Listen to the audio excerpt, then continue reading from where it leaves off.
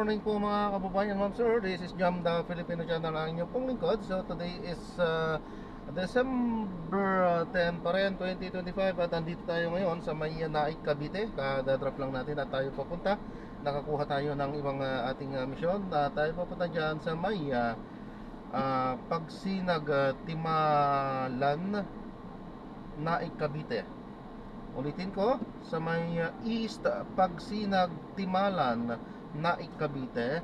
At dadalhin po natin yan sa may City of General Trias Doctors Medical Center. Sa may Governor's Drive po yan, Manggahan, General Trias, Cavite. Okay po, so magbabalik po tayo mamaya konti po pag nakuha na po natin sila. Disclaimer lang po, ang content po natin ay kalsada at hindi ang passenger. Kaya nga naman, sakasakali man po na may marinig kayo, mga pangalan ng lugar, pangalan ng tao, pangalan ng organisasyon sa government o private man yan, ay wala pong kinalaman ng channel ito at wala pong pinapatungkulan. Lahat po ng pinag-uusapan dito ay pawang dito lamang po yan sa loob at wala pong pinapatungkulan sa labas. Okay po, magbabalik po tayo mamayang onte pag nakuha na po natin itong ating susunod na misyon. At samantala, manatiling naka-play lang yan at makinig tayo ng mga nagbabagang balita at mga talakayan. Sir, sabi mo, sir, hindi po magsisimula. Nagsimula na ang Christmas rush. Dapat nun ba yan? Doon pa na pag-usapan. Okay, maraming salamat. Zeus Legaspi, extra please. Salamat Peter Triga at yan ang balitang kumpirmado. Sigurado, ito ang Radyo Patrol. Sus Legapi, DZMM.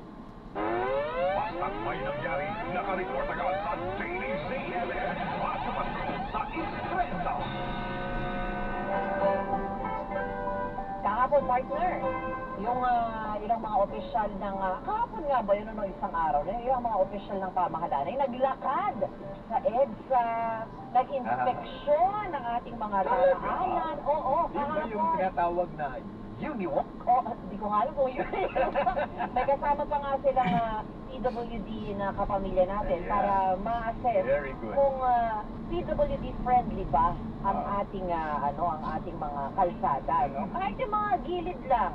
Marami kasi tayong mapag-uusapan pagdating sa Department of Transportation. Isa na rin dyan yung dahil Pasko, Mabuhay Lane, di ba? O yung Christmas lanes na mga tinatawag. At kung ano-ano pa, dahil Bike Christmas lane. sale nga. Tama, bike lane. O, dahil Christmas, marami rin kalawat ka na ng Christmas sale at ang mga tigil pasada. Abay, maraming magiging top quiz ang ating panauhin ngayon.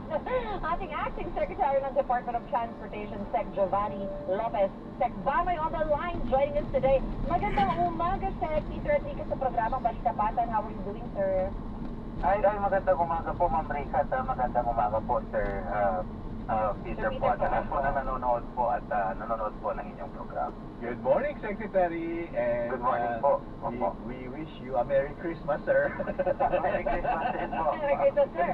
Very good po yung Merry Christmas. Apo. Very good yung ginawa po ninyo. Unity Walk, kaya ang tawag ko kanina ay Uniwalk. Yan. Kasi marami kayong natuklasan, Secretary, specifically, yung lagay ng ating mga sidewalk. Can you tell us about yung mga findings po ninyo? Ay, tama po, no? Kahapon po, sa pangunguna po ni Secretary Vince po, no? Kasama din po ang Kabawaran ng Transportasyon at yung Move as One Coalition po, no? At tayo po ay nagbaybay mula Juan Ayala all the way to Rojas Boulevard, mga around less than 5 kilometers po, para po masuri at matignan natin yung ating bangketa o sidewalk. Kung ito ba ay pedestrian friendly. And unfortunately po, hindi po.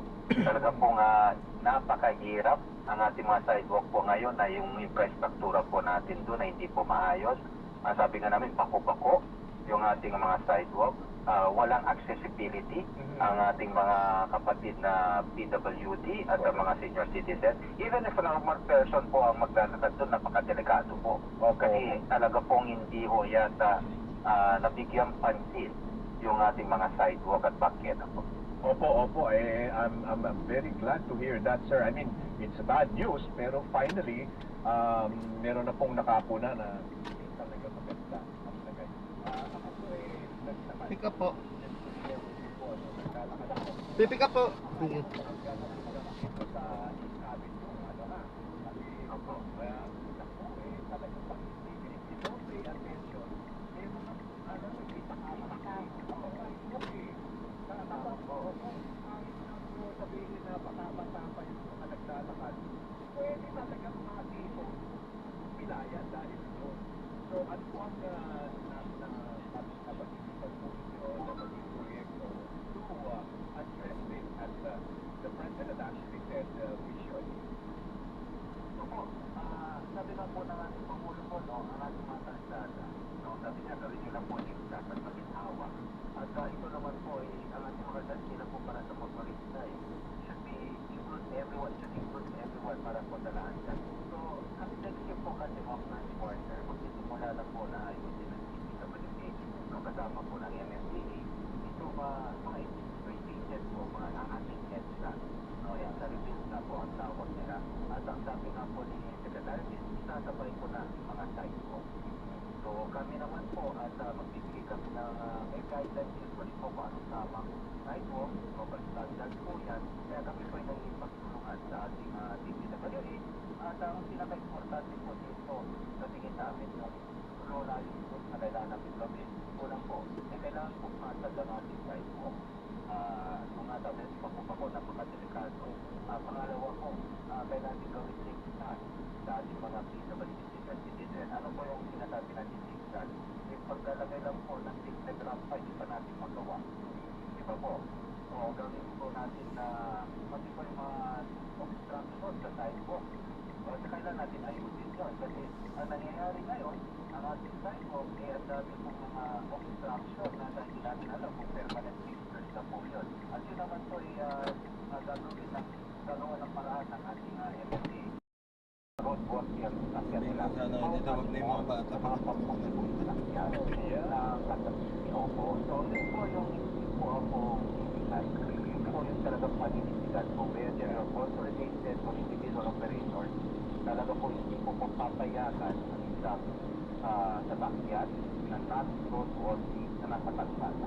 Let's talk about roadworthiness, Secretary. Walang headlight sa gabi, di ba? Kasi po yung mga kagaya ng Kasi may kaya ko sinasabi ko bakit gusto na ako kailangan mo ng smoke emission less. Oo. Isa lang Tapos ako smoke emission para less kami doon nandiyan na diretso ko naging abstract. ay nasa ilalim yung Tapos sa punta kami ng Pero Pero pwede dito, smoke emission less. Pumunta ka doon sa mga smoke emission less. Natakot yung si mama naman. Wait na. The question, Secretary. Buhay okay na. Nakapatay ko pa nga ilaw sa bahay. Ano naman? Ay, ilaw.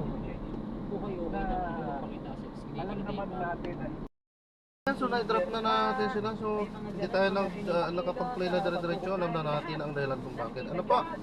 Ayan, so maraming salamat po. God bless. Paalam po at try natin maghanap. Wala pa naman ng ating susunod na misyon. Paalam po. May mga nagbaba sa kanila, o kaya mga